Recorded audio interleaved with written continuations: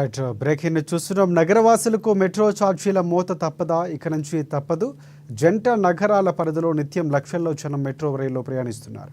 Heavy traffic, వాయు కాలుష్యం భారీ నుంచి తప్పించుకునేందుకు మెజార్టీ నగర ప్రజలు మెట్రోను ఆశ్రయిస్తున్నారు. ఈ తరుణంలో హైదరాబాద్ మెట్రో రైలు సంస్థ ఒక పిడుగు లాంటి వార్త చెప్పబోతుందనే ప్రచారం జోరుగా జరుగుతోంది.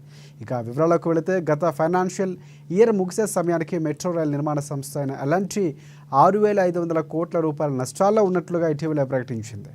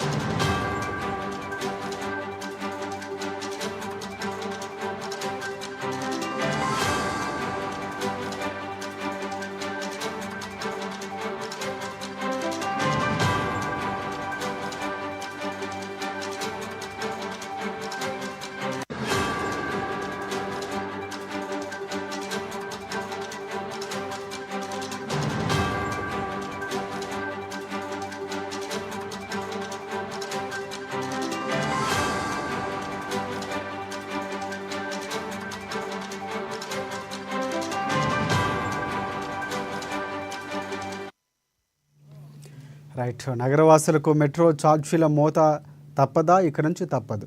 జంట నగరాల పరిధిలో నిత్యం లక్షల్లో జనం మెట్రో రైల్లో ప్రయాణిస్తున్నారు.